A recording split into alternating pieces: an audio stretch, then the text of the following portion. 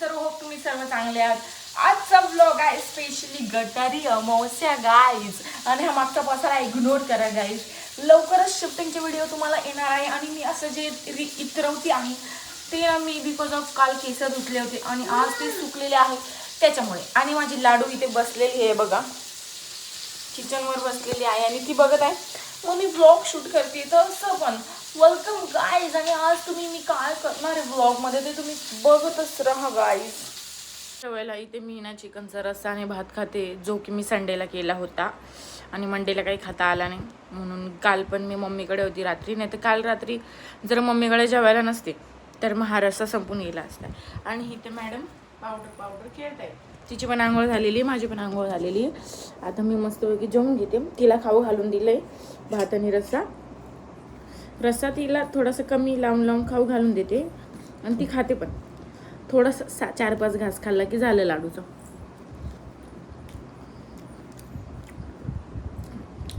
शिळी चिकनची भाजी एक नंबर लागते. आणि सध्या 1 ते 1.5 महिन्यापासून घरामध्ये दुपारचं फक्त आणि फक्त भात चालतोय. मी काही चपाती बनवत नाही. हॅलो गाईज, आता आम्ही चाललो आहे बाहेर फिरायला लाडूला घेऊन. लाडू उठलेली आहे, संध्याकाळ झालेली आहे आणि लाडूचे असे केस विंचरणं, तिला तयार करणं हे खूप जास्त माझ्यासाठी डिफिकल्ट आहे. त्याच्यामुळं मी तिला डायरेक्ट बेसिंगवरच बसवून देते. बघा असं चालतं आमची मस्ती अशी चालते आमची मस्ती. टिकी लावायची आता आम्हाला. गाईज, अरे बापरे. आता आम्ही टिक्की लावणार आहे. चला टा थांब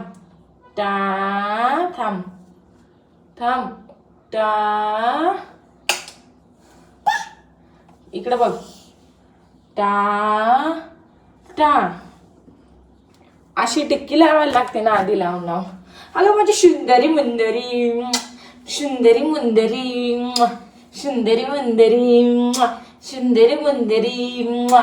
जे जे बाप्पा आशीर्वाद देतो माझे बुबा.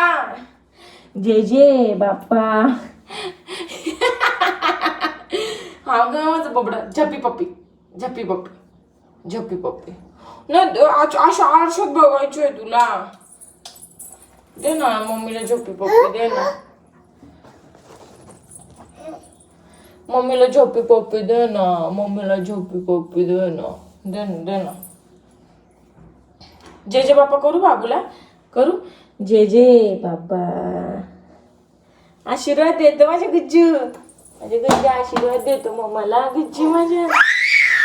हा काय नाही पाहिलं का डब्बा पडला म्हणून केवढी आरडती.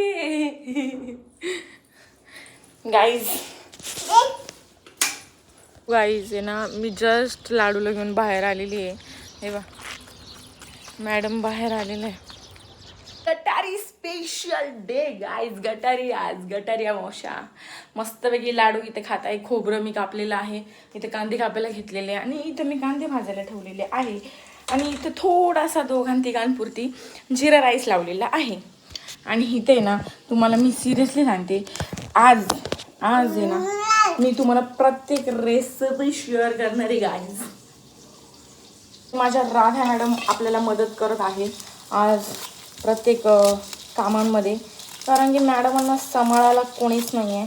तिला घेऊन कामं करायचं चालू आहे. इथे ना मस्तपैकी वाटण तयार केलेले आहे. इथे मटण धुवून ठेवलेले आहे. फिश पण वॉश केलेले. ते तर नुसते फ्राय करायचे. याचं कालवण बनवायचे. कढई तापायला ठेवलेली.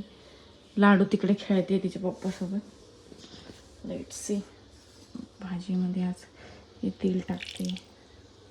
हे ना काहीतरी तळण काढलेलं तेल आहे, त्यामुळे असं दिसते काळं. काही मी तडका मारायला खूप जास्त घाबरते, त्याच्यामुळे ना मी कढीपत्ता टाकून डायरेक्ट तिकडे पळाली. आणि एवढी डेंजर घाबरते ना, त्यामुळे मी पटकन दिसते. जिरं मोहरी तर थोडीशी टाकते एकदम क्वचित. तर तुम्ही म्हणजे मटणाच्या भाजीमध्ये मोहरी कसं काय एकदम छटाक टाकते. आणि माझ्याकडनं आज भाजीमध्ये मसाला जास्त पडला होता, ते पण वाटणचा मसाला. थोडासा काढून घेतला असता तर बरं झालं असतं असं वाटलं. आणि मी तेलामध्ये ना डायरेक्ट मटण मसाला टाकते. ही माझी पहिल्यापासूनच सवय आहे. मसाला कारण की ऑलरेडी भाजलेला असतो, मग तो तेलात टाकायची गरज नसते. डायरेक्ट मटण मसाला टाकते कारण की त्याचा टेस्ट आणि स्मेल सगळीकडं पसरायला पाहिजे आणि भाजीला पण लागायला पाहिजे. असं वाटत होतं की थोडंसंच मसाल्यात बनवली असती तर बरं झालं असतं. मसाला जास्त टाकून दिला त्याच्यामुळे भाजीच बिघडून गेली म्हणजे इंजेक्शन चांगली होती पण स्पायसी नव्हती झाली आणि जास्त घट्ट झाली होती. अशी पातळ भाजी आणि काला मोडून खायसारखं अशी घट्ट डायरेक्ट असं वाटत होतं मटण मसाला बनवला आहे. तसं मी सगळे स्पायसेस टाकून घेतले तेलामध्ये. धना पावडर, हळद, लाल तिखट आणि मी हे कसं बनवलं बोलतात ना वाटण. 3 कांदे, दोन टमाटे, खोबरं हे सगळं दळून घेतलं. अद्रक, लसूण आणि कढीपत्ता, कोथिंबीर सगळं मिक्सरमध्ये बारीक करून मग ते वाटून घेतलं. असं वाटत होतं की आता हे जे कढईमध्ये आहे ना ते थोडं भाजीला पाणी घालायचं. 2 जणांमध्ये भाजी बघा ना थोडी झाली. मला तर फार टेन्शन आलं. फिश फ्राय इतका टेस्टी झाला होता. अरे बाप, मला तर असं वाटत होतं 4-5 असले तरी कमीच पडलं असतं. गाईज या जेवायला ही मटनची भाजी आहे, फिश आहे. त्याच्या पण प्लेटमध्ये फिश मटनची भाजी आहे. दिस व्यक्ती इज आजारी फ्रॉम सर्दी. लाडाचं जेवण झालं म्हणून लाडा तिकडे बसले. माझ्याकडनं नेहमी भाजीमध्ये मीठ कमीच पडतं. झाले आता लाडू बघा बरं का. मी तिला फक्त विचारलं कोण नाही बच्चा. गणपती बाप्पा जे. कोण दादू? गणपती बाप्पा जे. अरे बापले गुड गर्ल. हाय गाईज, जेव्हा लाडू कशी झोपलेली गाईज तेव्हा लवकर बघा. हा तुला नाही जाऊ दे, झोप. लाडू गाडीवर कशी झोपते. 2 मिनिटाने झाले घराच्या बाहेरून तरी पण झोपून गेलेली.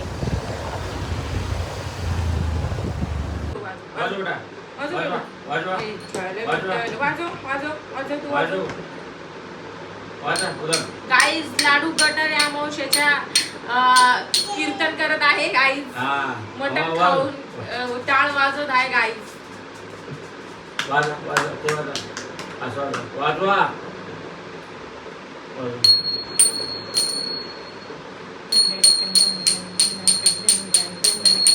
डान्स कर मी डान्स वाजवते.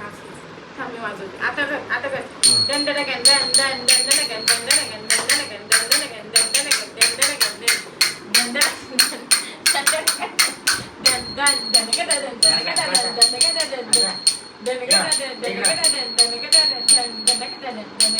किक बॉक्सिंग कर बाबू.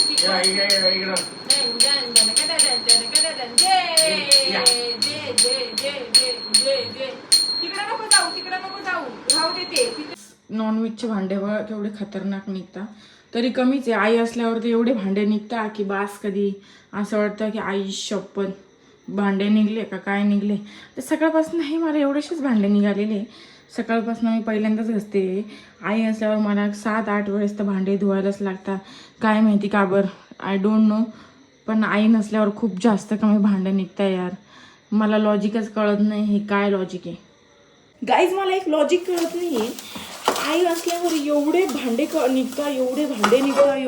निघतात पण जेव्हापासून आई नाही आहे तेव्हापासून एवढे कमी भांडे निघतात ना भाई. मला असं वाटू राहिलं भांडे मी भरवते का आई भरवते. आई व्हिडिओ बघून तर मला मारतीलच. हो का मी भांडे भरवतो का अशी बोलती. पण गाईज जस्ट किडिंग बरं का. पण नाही माहिती आई असल्यावर सिरियसली भांडे भरपूर निघतात. पण जाऊ दे गाईज, कसे आहेत तुम्ही सर्व. होप सो तुम्हाला हा व्हिडिओ आवडला असेल. आणि गटारी अमावस्या माझी अशी काहीशी सेलिब्रेट झालेली आहे. माझ्या नवऱ्याने काही जेवलं नाही, मीच जेवलेली आहे कारण की त्याने खाल्लेलं नाही आहे मी बनवलेलं जास्त काही. सर्दीमुळे जाम असल्यामुळे आणि कधी नव्वद काही झालं का आपण जाम होतो तसं तो पण जाम झालेला आहे त्याच्यामुळे. आणि लाडूला घेऊन गेला आहे तो बाहेर नादी लावायला.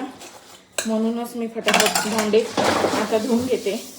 तर तुम्हाला आता मी भांडे धुवून झाल्यावर भेटते गाईज.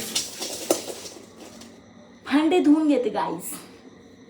जेव्हापासून माझ्या भांडे कमी निघतात ना घासायला तेव्हापासून मला फक्त 3 ते 4 एवढे 1.5-2 महिन्यामध्ये साबणच्या वड्या लागलेल्या आहे. आणि आई असल्यावर एका महिन्यामध्ये डायरेक्ट 8 वड्या लागतात नाही का साबणच्या. मला ना हा लॉजिक अजिबातच कळत नाही, पण ते जाऊ द्या. भांडे मस्तपैकी स्वच्छ धुवून घेतले, विमचिल वगैरे टाक. वाजून राहिले 12 वाजून 16 मिनिटं उरायले. आणि ना तिला एकदम थकवून आणलेलं आहे.